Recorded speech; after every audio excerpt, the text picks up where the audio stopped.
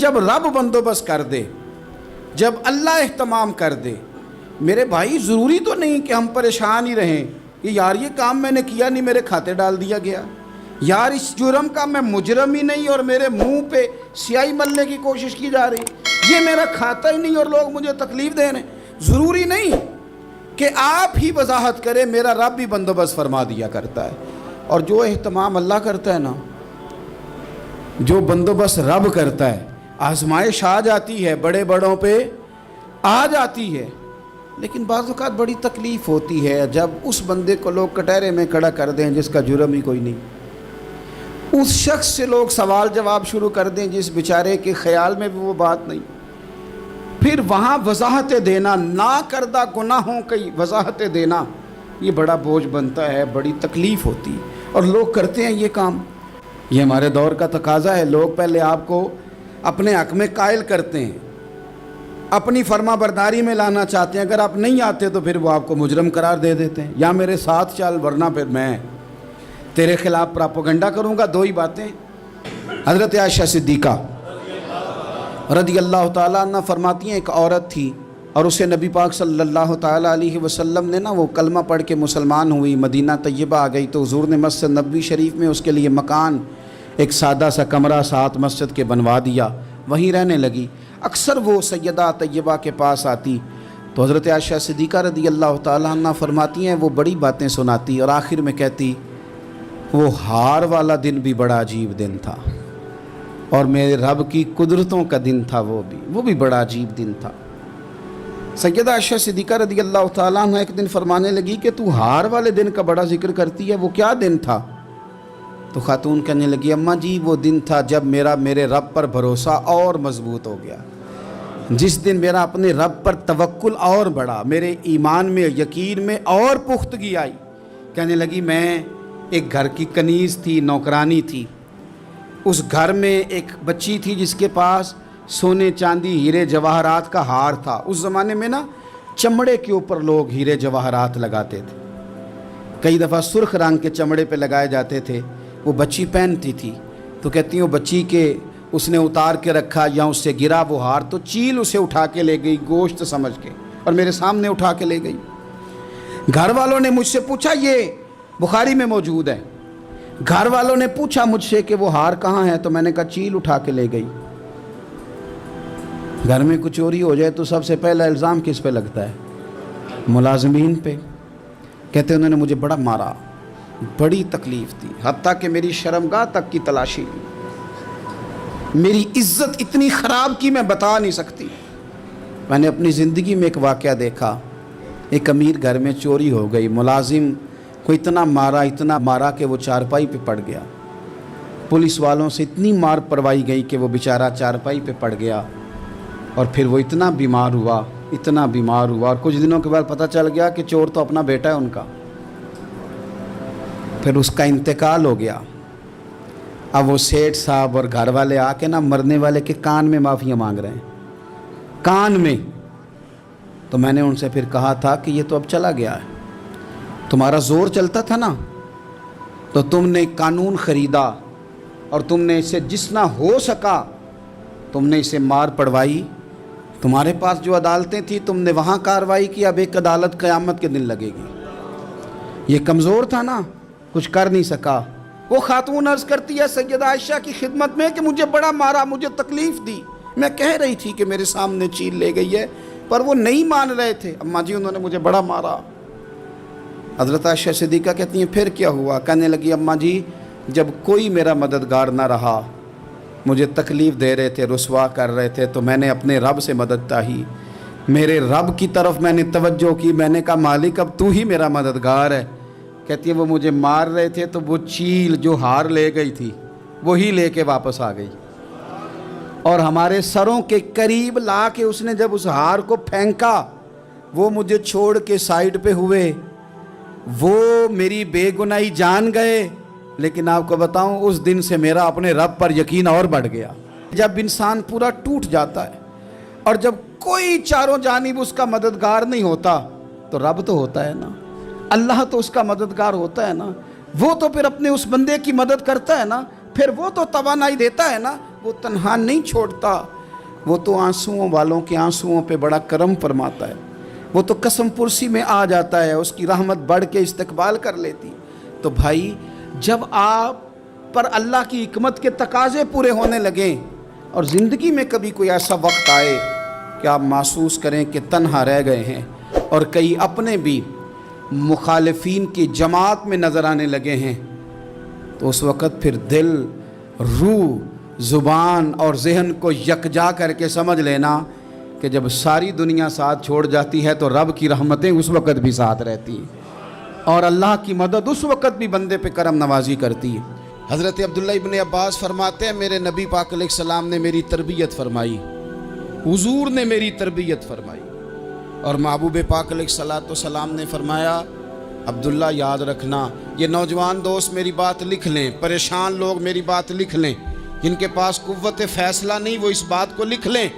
حضرت عبداللہ ابن عباس فرماتے ہیں میرے نبی پاک علیہ السلام نے مجھ سے فرمایا تھا عبداللہ سن، اگر ساری دنیا مل کے تیرا کوئی نفع کرنا چاہے کر نہیں سکتی جب تک میرے رب کی رضا نہ ہو، اور فرمایا ساری دنیا مل کے تیرا کچھ بگاڑنا چاہے تو عبداللہ بگاڑ نہیں سکتی جب تک رب کریم کی حکمت کا تقاضا نہ ہو۔ لوگوں سے ڈرنا، لوگوں کی طرف دیکھنا، ماحول دیکھ کے اپنے راہ کا تعین کرنا، ہر بندے کے خیالات کے مطابق ڈھلنے کی کوشش کرنا، فلانا نہ ناراض ہو جائے، فلانا نہ ناراض ہو جائے، اور جس نے ہونا ہو جائے، بس رب رسول ناراض نہ ہو۔ اپنی زندگی میں اپنے مالک کو مولا جان کے، بل اللہ مولاکم، اللہ تمہارا مولا ہے، وَهُوَ خَيْرُ النَّاصِرِينَ، وہ بہترین مددگار ہے، توجہ جب بھی کریں رب کی جانب کریں۔ پھر اللہ تعالیٰ جب بندوبست فرمائے، صحیح بخاری میں حضرت جریج کا ذکر فرمایا، جریج نفل پڑھ رہے تھے، ماں نے آواز دی، وہ آ نہیں سکے، نماز میں تھے، ماں ناراض ہو گئی، اس نے ہاتھ اٹھا کے کہا اللہ یہ اتنی دیر تک مرے نہ جب تک کسی بری عورت کا منہ نہ دیکھ لے۔ کسی اور کی دعا کے لیے سند نہیں ہے کہ وہ تیرے حق میں ضرور قبول ہوگی، لیکن ماں باپ کی دعا کے لیے میرے نبی پاک نے سند بیان کی ہے۔ سید عالم صلی اللہ علیہ وسلم فرماتے ہیں جب بھی ماں باپ اولاد کے لیے ہاتھ اٹھاتے ہیں رب ضرور قبولیت کا شرف عطا کرتا ہے۔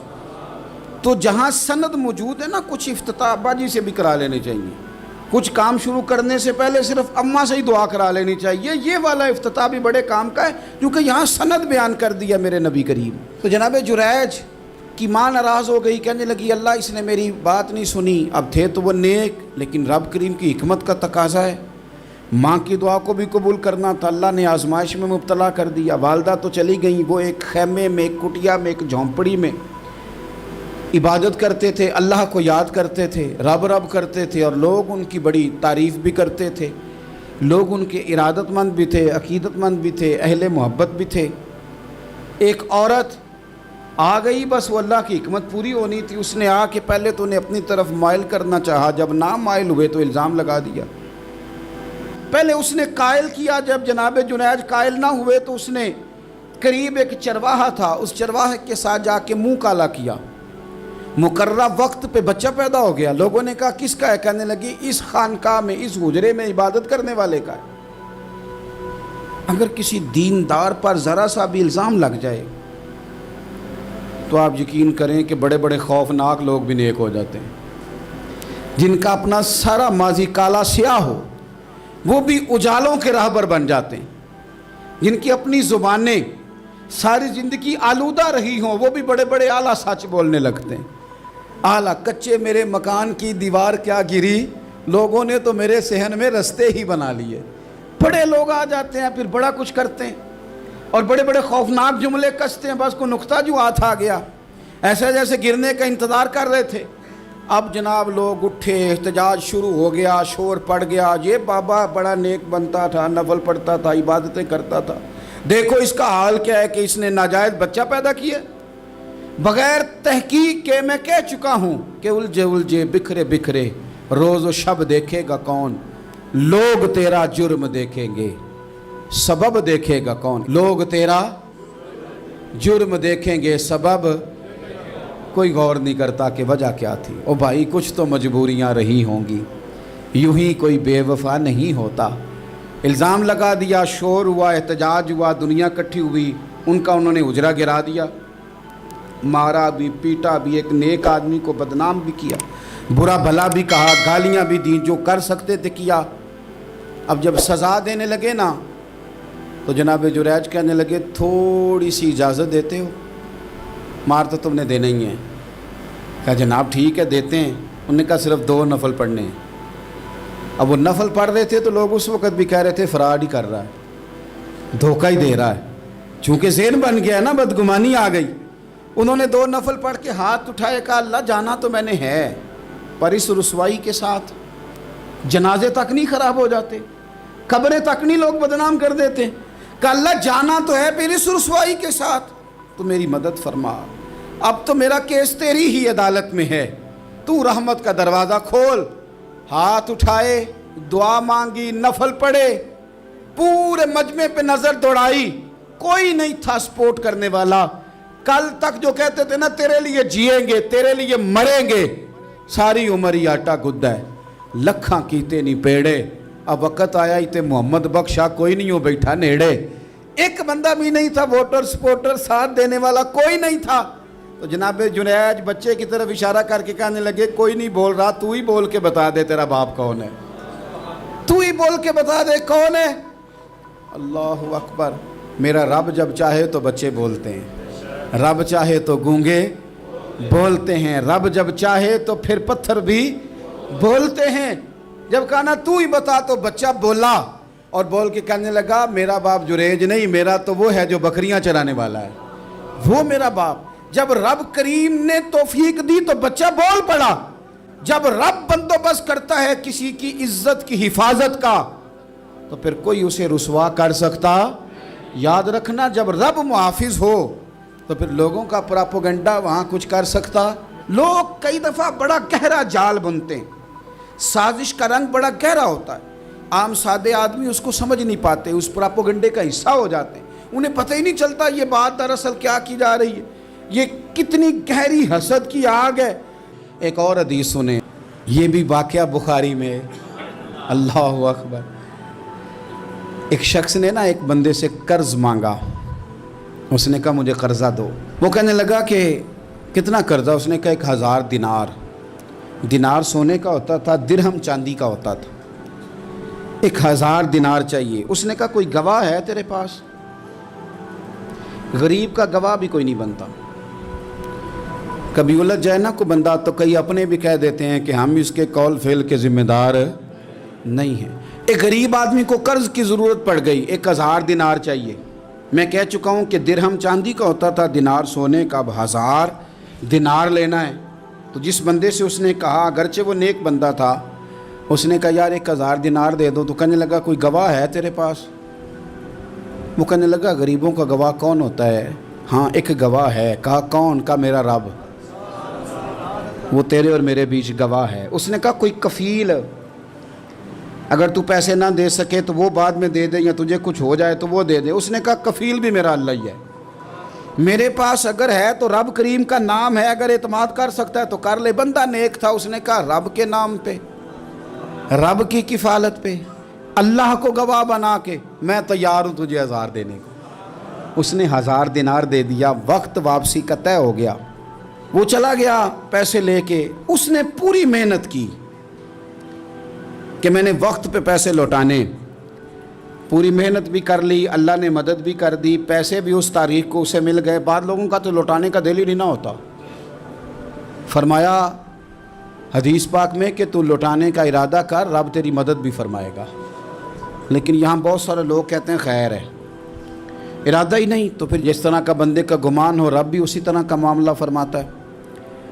उसने पैसे जमा भी कर लिए और वापस देने को तैयार भी हो गया, लेकिन रास्ता बहरी जहाज का था, कश्ती का था, दरिया के रास्ते वापस आना था।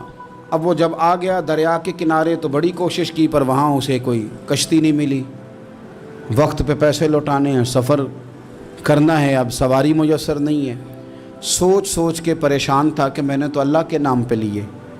अचानक दिल में एक तजवीज़ आई। उसने एक लकड़ी ली, लकड़ी को अंदर से खोला, 1000 दिनार उसमें भरा। बुखारी पढ़ रहा हूँ। اور ساتھ ایک خط بھی لکھا کہ یار میں پیسے پہنچانا چاہتا تھا پر مجھے کوئی چیز نہیں ملی دریا کے اس پار آنے، اللہ کے نام پر تیری طرف روانہ کر رہا ہوں۔ اور یہ کہہ کہ وہ لکڑی دریا میں رکھ دی، وہ لکڑی ڈوب گئی ہے، واپس آ گیا۔ وہ جس نے پیسے لینے تھے وہ عین مقررہ وقت پر دریا کنارے آیا، صبح سے سر شام تک اس نے انتظار کیا۔ دل ڈھلنے لگا تو دل میں خیال آ گیا کہ یار نہیں، اس نے دینے ہی نہیں، جھوٹا وعدہ کر گیا، پہنچا ہی نہیں وقت پہ۔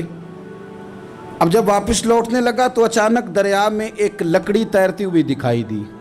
کہنے لگا لے جاتا ہوں، شام کو روٹیاں پکانے کے کام آئے گی، ایندھن بنا کے جلا لوں گا، ہنڈیا پک جائے گی۔ لکڑی اٹھا کے جلانے کے لیے گھر لایا، گمان تھا کہ وہ نہیں آیا وعدہ کر کے، اللہ کو کفیل اور وکیل بنا کے اور گواہ بنا کے پھر بھی نہیں آیا۔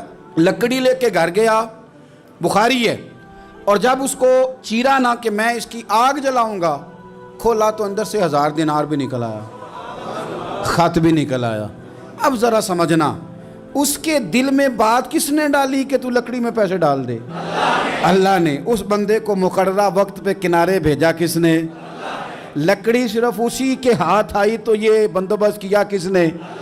اللہ نے۔ گھر جا کے چیری تو پیسے بحفاظت اس تک پہنچائے کس نے؟ تو پھر ہمیں بھی توجہ اللہ کی جانب ہی کرنی چاہیے، ہمارے پہ دل کی توجہ رب کی طرف ہی ہونی چاہیے نا، ہمیں ادھر ادھر جانے کی، دیکھنے کی، بندوں پر غور کرنے کی ضرورت کیا ہے؟ وہ پیسے پہنچ گئے، یہ وہاں اپنی جگہ پہ پریشان تھا، اس نے 1000 دینار اور جمع کیا۔ پھر دوبارہ ایک دن دریا کنارے آیا، کشتی مل گئی، بیٹھ کے اپنے اس بھائی کے پاس آیا، کہنے لگا دیکھنا مجھ پر بدگمان نہ ہونا، پیسے اس تاریخ کو بھی جمع کر لیے تھے، دریا پہ آیا تھا پر کشتی نہیں ملی تھی، پھر میں نے نا لکڑی میں ڈال کے خط ڈال کے تیری طرف بھیج بھی دیے تھے، لیکن آج میں پھر لے کے آ گیا ہوں۔ وہ کہنے لگا خوش ہو جا، جس رب کو تو نے میرا اور اپنا گواہ بنایا تھا اس رب نے میرے تک پہنچا بھی دیے ہیں۔ جب لوگ اللہ کو گواہ بناتے ہیں، رب کی جانب اپنی توجہ کرتے ہیں، اپنی چاہتوں، خواہشات اور اپنی ساری چٹھیاں اپنے رب کریم کی رحمت کی طرف روانہ کرتے ہیں، پھر اللہ اپنے بندوں کو مایوس نہیں کرتا۔ بخاری شریف میں حدیث ہے، حضرت جابر ابن عبداللہ فرماتے ہیں نبی پاک صلی اللہ علیہ وسلم نے 300 لوگوں کا ایک لشکر روانہ کیا کسی مہم کے لیے، کسی جہاد کے لیے۔ حضرت ابو عبیدہ بن جراح رضی اللہ تعالیٰ عنہ امیر لشکر تھے۔ فرماتے ہیں غربت اتنی زیادہ تھی، بھوک اتنی زیادہ تھی کہ ایک ایک کھجور دن میں ایک وقت کھانے کو ملتی تھی، اور کچھ دن ایسے آئے کہ اب کھجور بھی نہیں مل رہی۔ فرماتے ہیں اتنی زیادہ بھوک لگی مجاہدین کو، 300 بندہ پتے کھا کے گزارا ہونے لگے۔ یہ بخاری میں موجود ہے۔ آپ فرماتے ہیں کہ دریا کے کنارے ہمارا پڑاؤ تھا، ٹھہراؤ تھا۔ جب بھوک سے نڈھال ہو گئے نا، وَيَرْزُقْهُ مِنْ حَيْثُ لَا يَحْتَسِبُ، اللہ وہاں سے روزی دیتا ہے، گمان بھی نہیں ہوتا۔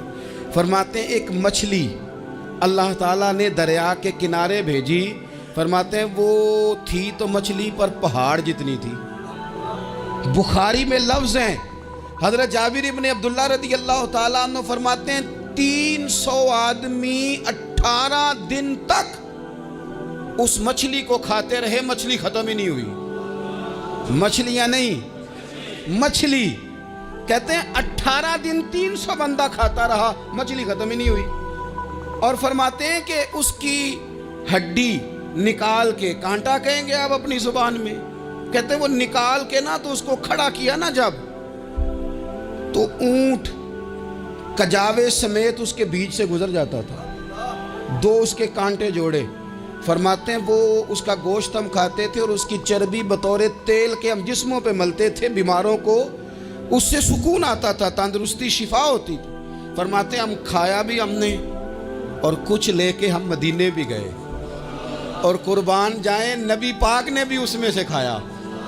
ہم نے عرض کی حضور یہ معمہ کیا ہے، یہ ماجرا کیا ہے؟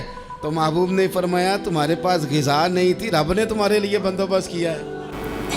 حضرت مریم رضی اللہ تعالی عنہا کو اللہ تبارک و تعالی نے بغیر باپ کے جناب عیسیٰ علیہ السلام عطا فرما دیے۔ اب اس بات کو جب لوگوں کے سامنے پیش کیا جائے گا، لوگ کیا رائے دیں گے، یہ بھی تو ایک مشکل کام ہے نا۔ وہ خاتون، وہ پاک باز عورت جس نے اپنی زندگی کے سارے اوقات ہی اللہ کے گھر مسجد میں گزارے، جس کی ماں پاک ہے، باپ پاک ہے، خاندان پاک ہے، اس خاتون کو بغیر باپ کے جب گود میں بچہ لے کے لوگوں کے سامنے جانا ہے تو کن رویوں کا سامنا کرنا ہے یہ آپ سمجھ سکتے ہیں۔ کسی شاعر نے کہا تھا کہ الجھے الجھے بکھرے بکھرے روز و شب دیکھے گا کون، لوگ تیرا جرم دیکھیں گے سبب دیکھے گا کون۔ لوگ تو ظاہری حالات کو دیکھتے ہیں اور فیصلہ کر دیتے ہیں، سبب کیا ہوا تھا، وجہ کیا بنی تھی، تصویر کا دوسرا رخ کیا، اس پر تو غور ہی کوئی نہیں کرتا۔ اور پھر مخلوق تو فنکار ہے اس درجہ کے پل بھر میں، سنگے در کعبہ سے بھی اصنام تراشے، تم کون ہو کیا چیز ہے داغ کبابی۔ لوگوں نے تو مریم پہ بھی الزام تراشے، بڑے بڑے باعزت باوقار لوگ، اور ذرا سا کہیں کوئی نقطہ لوگوں کو نظر آتا ہے تو لوگ اس نقطے کو بہت بڑا قصہ بنا لیتے ہیں، بہت زیادہ داستان سرائی کرتے ہیں، نیک لوگوں کو بڑی تکلیف پہنچاتے ہیں۔ لیکن اگر وہ شخص سچا ہے اور اپنے رب کی بارگاہ میں وہ صاف ہے تو پھر اسے زیادہ وضاحتیں دینے کی ضرورت بھی نہیں، اور ویسے بھی جب لوگ بہت زیادہ مخالفت کر رہے ہوں تو وضاحتیں دینا کام بھی نہیں آتا، اس وقت صفائی دیکھ کے انسان مزید الجھتا چلا جاتا ہے۔ حضرت مریم کی گود میں جناب عیسیٰ علیہ السلام تشریف لے آئے تو جناب مریم کو حکم تھا کہ آپ نے بولنا ہی نہیں، آپ نے بات ہی نہیں کرنی، آپ خاموش رہیں۔ وہ خاموش ہیں، بچہ پنگوڑے میں ہے، قوم کے سامنے ہے تو قوم بڑے سخت نظروں سے دیکھتی ہے، بڑے سخت جملے کہتی ہے، اور انہوں نے کہا کہ مریم یہ بچہ کہاں سے آ گیا، آپ بھی نیک، آپ کا باپ بھی نیک۔ تو جناب مریم نے کیا کہا، قرآن مجید سورہ مریم کی آیت نمبر 29 دیکھیے، فَأَشَارَتْ إِلَيْهِ، تو جناب مریم نے نا پنگوڑے کی طرف اشارہ کیا، جناب عیسیٰ کی طرف اشارہ کیا، توجہ ادھر کی، فَأَشَارَتْ إِلَيْهِ، بچے کی طرف اشارہ کیا، گویا اس سے پوچھ لے تو قوم کیا کہتی ہے۔ انہوں نے کہا قالوا کیف نکلم من کان فی المہد صبیا، یہ کیسے بات کرے گا، یہ تو پنگوڑے میں بچہ ہے۔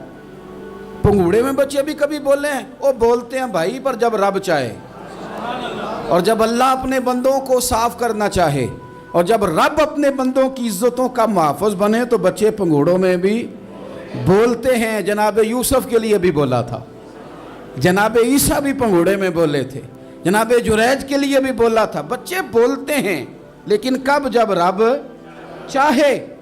کیسے بولے گا، یہ تو پنگوڑے میں ہے۔ لیکن جب انہوں نے دیکھا نا بچے کی جانب، آپ نے منہ سے نہیں کہا، وہاں تو حکم تھا چپ رہنا ہے، وہ خاموش تھی، پنگوڑے کی طرف اشارہ کر کے کہا اس سے پوچھ لو جو پنگوڑے میں ہے۔ تو جناب عیسیٰ پنگوڑے سے بولے اور سیدھے ہاتھ کے اشارے کر کر کے بولے، کیا کہتے ہیں، فرمانے لگے قال انی عبد اللہ۔ عیسائیوں نے کل کلاں کو کہنا تھا نا وہ اللہ کے بیٹے ہیں، تو انہیں بات ہی یہاں سے شروع کی، کہنے لگے لوگوں سنو میں اللہ کا بندہ ہوں۔ بات شروع یہاں سے کی، جو کل بات ہونی تھی آج اس کا اظہار کیا، کہنے لگے انی عبد اللہ، میں اللہ کا بندہ ہوں، آتانی الکتاب، مجھے کتاب دی گئی ہے، وجعلنی نبیّا، اور رب نے مجھے نبی بنا کے بھیجا ہے۔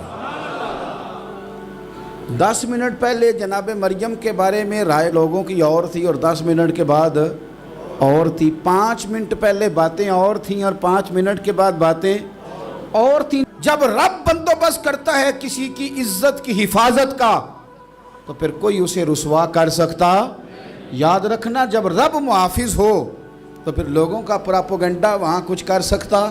لوگ کئی دفعہ بڑا گہرا جال بنتے ہیں، سازش کا رنگ بڑا گہرا ہوتا ہے، عام سادے آدمی اس کو سمجھ نہیں پاتے، اس پراپوگنڈے کا حصہ ہو جاتے ہیں، انہیں پتہ ہی نہیں چلتا یہ بات دراصل کیا کی جا رہی ہے۔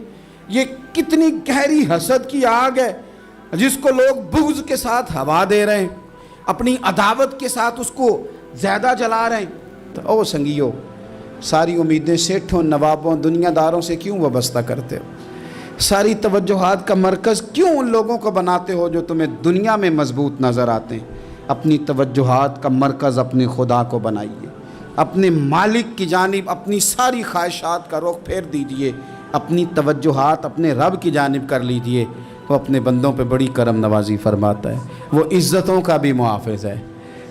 کتنی بڑی بات ارشاد فرمائی، فرمایا لا تقنطوا من رحمت اللہ، تم نے میری رحمت سے نا امید نہیں ہونا۔ اللہ کی رحمت سے نا مالک کیا ملے گا؟ فرمایا ان اللہ یغفر الذنوب جمیعا، اللہ سارے گناہ معاف فرما دے گا۔ تو جن لوگوں کو اللہ کی رحمت پر نبی کریم علیہ السلام تشریف فرما ہے، امام غزالی نے لکھا ایک بدو آ گیا، دیہاتی سادہ آدمی، سادے بندے بھی سادے ہوتے ہیں، ان کا بھی اپنا طرز زندگی ہوتا ہے، تو بدو آ گیا، سادہ آدمی تھا، آتے ہی السلام علیکم لے کے نا تو کوئی بات ہی نہیں کی، سیدھا سیدھا ہی کہتا یا رسول اللہ صلی اللہ علیہ وسلم یہ بتائیں قیامت کے دن حساب کس نے لینا ہے؟ حضور فرمانے لگے بھائی یہ تو بڑی صاف سی اور مختصر سی اور سادہ سی بات ہے، حساب تو اللہ تعالیٰ نے لینا ہے۔ اب اس نے جو لفظ کہے اللہ کے حبیب کی آنکھوں میں آنسو آ گئے، کہنے لگے اگر اللہ نے حساب لینا ہے پھر انشاءاللہ کرم ہی ہوگا۔ تو حضور فرمانے لگے تمہیں یہ امید کس طرح ہے؟ تو عرض کرنے لگے یا رسول اللہ کریم جب غالب آتا ہے تو معاف ہی کرتا ہے، جب کریم کا غلبہ ہوتا ہے نا، کریم بندہ جب کسی پہ قبضہ کر لے تو پھر معاف کرتا ہے، تو اللہ تو سب سے بڑا مہربان ہے۔ وہ بات کی اور اگلا جملہ ہی کوئی نہیں کہا، وہ چلے گئے۔ تو حضور علیہ السلام نے اب اس بات پر رزلٹ دیا، فرمانے لگے کریم محبوب بندہ سادہ تھا، بات بہت بڑی کر گیا ہے، بڑی بات کر گیا، سادہ آدمی۔ میرے عزیز، اللہ کی رحمت پر جن لوگوں کو امید ہو، انہیں موت سے ڈر اور پھر جن کو محبوب کی ملاقات کا شوق ہو نا، ہم نے جان دے دی وعدہ دیدار پر، ہم سے وعدہ کیا گیا تھا کہ تم مرو گے نا تو تمہیں دیدار ملے گا، تو ہم نے جان ہی دے دی وعدہ دیدار پر، جان ہی دے دی وعدہ دیدار پر۔ اور پھر فرماتے ہیں نقد اپنا دام ہو ہی جائے گا، فرماتے ہیں ہم نے جان دی ہے اس وعدے پر کہ وہ ملے گا، تو امید ہے کہ یہ سودا ادھار نہیں، جیسے ہی قبر میں جائیں گے سامنے حضور کی زیارت نصیب ہو جائے گی۔ اس لیے لحد میں بھی عشق رخ شاہ کا داغ لے کے چلے، اندھیری رات سنی تھی سو چراغ لے کے چلے۔ یہ حدیث آپ نے بھولنی نہیں، یہ تنہائیوں میں یاد رکھنے کی روایت ہے، یہ تنہائیوں میں پڑھنے کی روایت ہے، یہ اپنے ذوق کو تازہ، جو لوگ کہتے ہیں نا وجد سرور کیف میں جانا چاہتا ہوں، وہ مشکات شریف کی اس حدیث کو دیکھے۔ اللہ کے حبیب علیہ السلام نے فرمایا لوگوں میں تمہیں بتاؤں قیامت کے دن اللہ تعالیٰ بندوں سے پہلا سوال کیا فرمائیں گے اور بندے اس کا جواب کیا دیں گے؟ یا رسول اللہ کرم فرمائیے بتائیے۔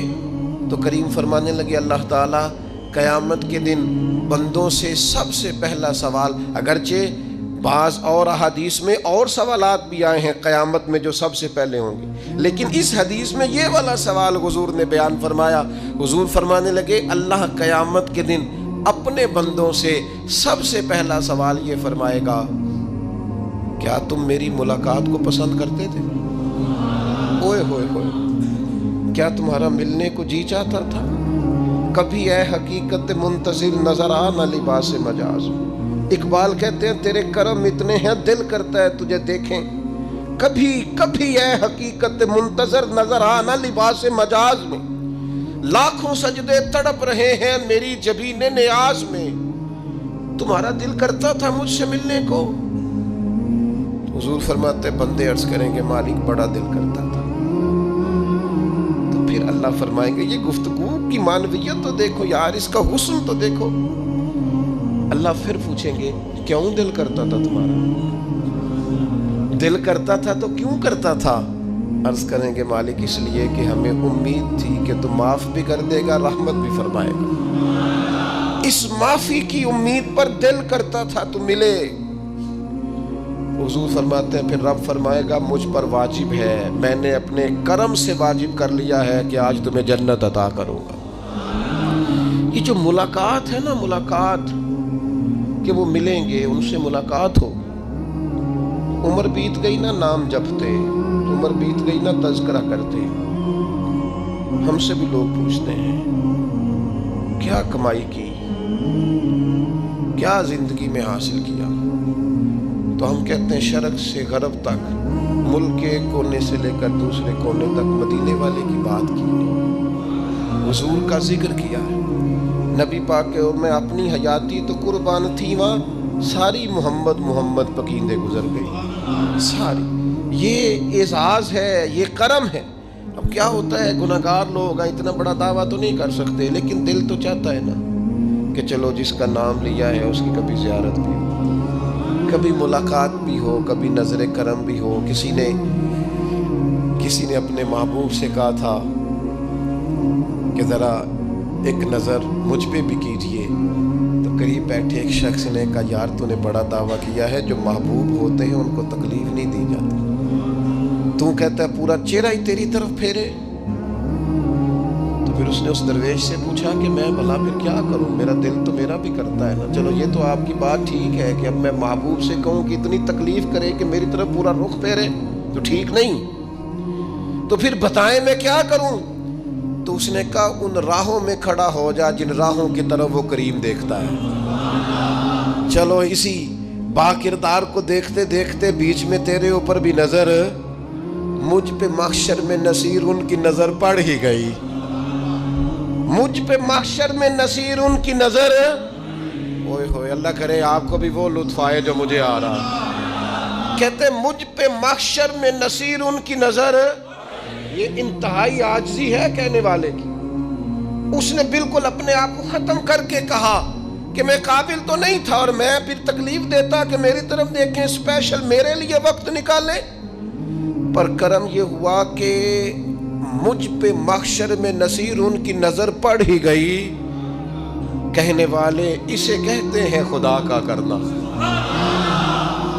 کہنے والے اسے کہتے ہیں خدا کا کرنا۔ اللہ نے کیا کہ نظر مجھ پر پڑ ہی گئی، اور جب پھر پڑ گئی تو تیری ایک نظر کا کمال ہے اور میری زندگی کا سوال ہے، بس جب پڑ گئی تو سو پھر پڑ گئی۔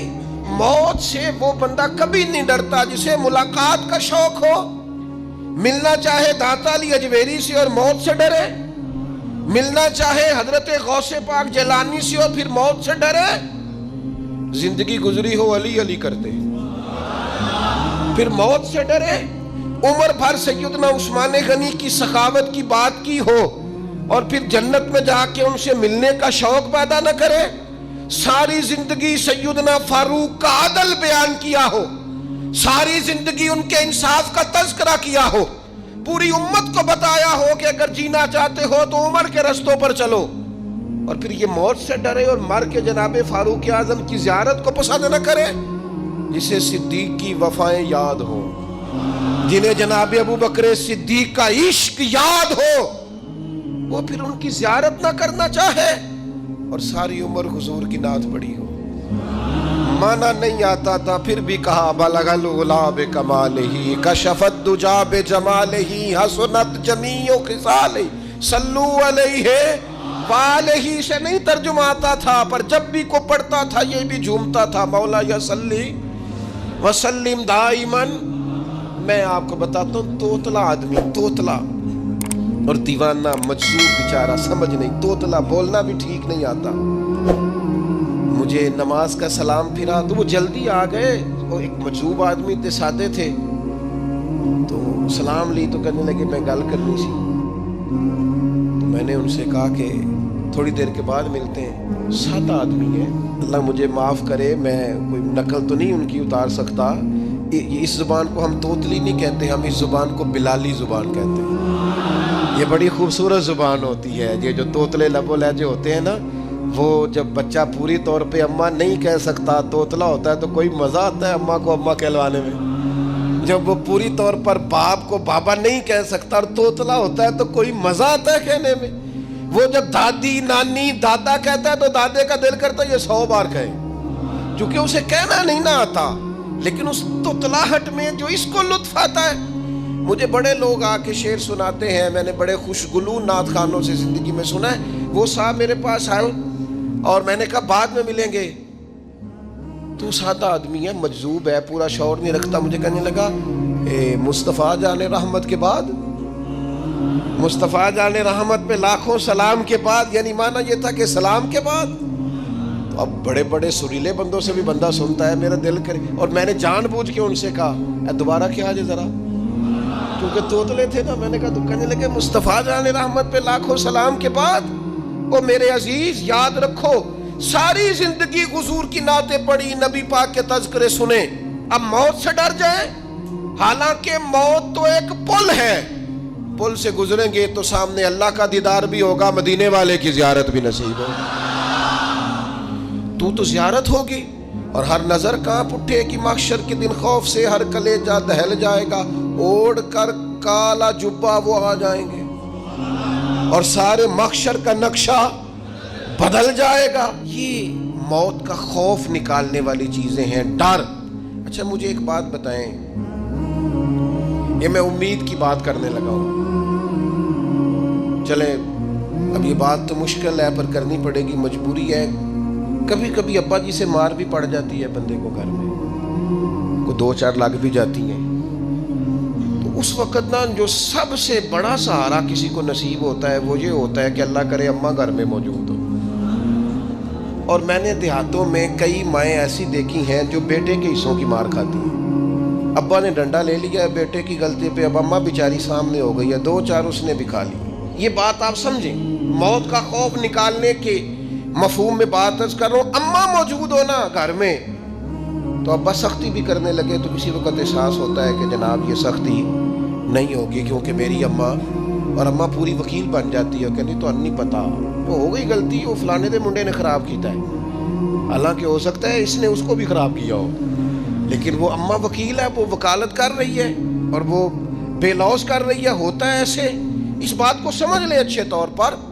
मौत का खौफ नहीं, डर नहीं, इसलिए कि घर में माँ मौजूद हो तो बाप का डर नहीं होता, तो कब्र हशर में तो रसूल करीम मौजूद है, वहां तो नबी करीम मौजूद है, वहां तो अल्लाह करीम अपनी रहमत फरमाएगा बंदों पर। इसलिए खौफ नहीं, पैनिक नहीं, अपनी गलतियों का एहसास जरूर करें, अपने अमाल पर तवज्जो जरूर दें, लेकिन मौत के खौफ तले दबते ना जाए। इंशाअल्लाह सुबह कयामत करम होगा। मेरे नबी पाक अलैहिस्सलाम ने तो फरमाया है बस हमने ईमान कामिल लेके जाना है दुनिया में। हुजूर ने फरमाया है जिस तरह 14वीं रात का चांद चमकता है इस तरह मेरे गुलामों के चेहरे चमकेंगे कयामत के। अल्लाह के रसूल सल्लल्लाहु अलैहि वसल्लम फरमाते हैं जिस्म के जिन जिन हिस्सों पर वुजू का पानी लगता रहा वो कयामत में चमकेंगे। दूर से लोग इनका नूर देखेंगे, पता चलेगा वो मोहम्मद अरबी के गुलाम आ रहे हैं। ये करम होगा सुबह कयामत, ये अताएं होंगी। इसलिए मोमिन मौत से डरता। सैयदना बिलाल हबशी रदी अल्लाह ताला अन्हु, आखिरी वक्त है, नज़ा का आलम तारी है। और ये गुफ्तगू देखें गुलामों की, आपकी अहलिया रो पड़ी, कहने लगी हाय हाय अफसोस। हज़रत बिलाल फरमाने लगे क्या हुआ? कहने लगी अफसोस है कि आप दुनिया से जा रहे हैं। तो हज़रत बिलाल ने मजमून ही बदल दिया, सोच का जाविया ही बदल दिया। फरमाने लगे ये अफसोस का मकाम नहीं, ये तो खुशी का मकाम है, इसलिए कि मेरी आज आंखें बंद होंगी, कब्र में खुलेंगी, मदीने वाले महबूब से भी मिलूंगा, हुजूर के गुलामों से भी मिलूंगा सल्लल्लाहु ताला अलैहि वसल्लम। तो मौत तो मकाम मुसर्रत है, और अगर ये मिल जाए जिंदगी में। एक बद्दू ईमान ले आए, इब्ने माजा में मौजूद है। हजरत अबू हुरैरा रदी अल्लाह ताला अन्हु हदीस के रावी हैं, फरमाते हैं एक बद्दू ईमान लाए और उन्होंने हुजूर अलैहिस्सलाम के साथ हिजरत भी की, इब्ने माजा में मौजूद है। तो नबी पाक अलैहिस्सलाम ने ना उन्हें एक सहाबी के साथ कर दिया, वो उनके काम काज में मसरूफ हो गए उनके साथ। तो हुजूर अलैहिस्सलाम ने ना एक जगह से माल गनीमत आया, तो तरीका मुबारका ये था कि माल गनीमत में सबको हिस्सा दिया जाता था। अगरचे वो जिहाद पे नहीं गए लेकिन हुजूर ने उन्हें भी हिस्सा दिया। तो वो सहाबी तो रो पड़े, अर्ज करने लगे हुजूर मैं इसके लिए तो ईमान नहीं लाया था। हुजूर ने फरमाया फिर बताइए, गर्चे हुजूर जानते हैं किस लिए लाए थे। अर्ज की हुजूर मैं तो इसलिए ईमान लाया था कि मैं रब की राह में लड़ूंगा और मैं अपनी जान पेश करूंगा, मैं शहादत के लिए ईमान लाया था, मुझे ये माल दौलत नहीं चाहिए। थोड़ी ही देर गुजरी कि एक और मार्के का ऐलान हो गया, जंग का ऐलान हो गया। हुजूर ने फरमाया चलो, वो गए और चंद ही लम्हे गुजरे कि वो मैदान में उतरे और फिर शहीद हो गए। सहाबाए किराम उनकी मुकद्दस लाश मुबारक को उठा के महबूब के कदमों में लाए। तो नबी करीम ने क्या खूबसूरत बात इरशाद फरमाई। हुजूर फरमाने लगे देखो इसने अल्लाह की तस्दीक की है तो रब ने भी इसकी तस्दीक फरमा दी। اور پھر یہ دو جملے محبوب کہتے کہتے اٹھے اور پھر حضور نے اپنا جبہ مبارک اتارا اور اتار کے فرمایا اس بندے کو نہ اس جبے میں کفن دے دو، اس میں اسے کفن دو، اس لیے کہ تو شہادت کے لیے ایمان لایا، موت کی آنکھوں میں آنکھیں ڈال کے جیا، اپنی زندگی کمزور نہ گزارو۔ مسلمانوں پہ کافر کا رعب طاری ہو گیا ہے۔ ایک تو ہوتا ہے نا کہ کوئی مدد کرنا، کوئی آگے بڑھنا، فلسطین کا نام تک نہیں لے رہے حکمران زبان سے، ذکر تک نہیں کر رہے، چینل ذکر نہیں کر رہے۔ اتنا رعب، اتنا کفر کا خوف، صرف اس لیے کہ ہمیں موت کا ڈر ہے، مر جائیں گے تو بستر پہ نہیں مریں گے، بیماریوں سے نہیں مر جاتے لوگ۔ خدا کے بندو، اپنی زندگی میں اتنا خوف اگر موت کا پیدا کر لو گے۔ حضرت سعید ابن جبیر رضی اللہ تعالیٰ عنہ بہت بڑے فقیہ تھے، حجاج بن یوسف نے بلایا اور کہنے لگا میں تمہیں موت دینے لگا ہوں، مار دوں گا تمہیں۔ بڑا ظالم آدمی تھا، بڑے لوگ اس نے قتل کیے تھے۔ حضرت سعید رضی اللہ تعالیٰ عنہ مسکرا پڑے اور غصے میں آیا، کہنے لگا کیوں ہنستے ہو؟ فرمانے لگے تو بڑا بیوقوف ہے، تجھے کس نے کہا زندگی اور موت تیرے ہاتھ میں؟ یہ تو تب آئے گی جب میرا رب چاہے گا۔ کہنے لگا لے جاؤ ان کو اور جا کے قتل کر دو۔ تو وہ جب جلاد لے جا رہے تھے تو آپ اور کھل کے مسکرائے، ہنسے۔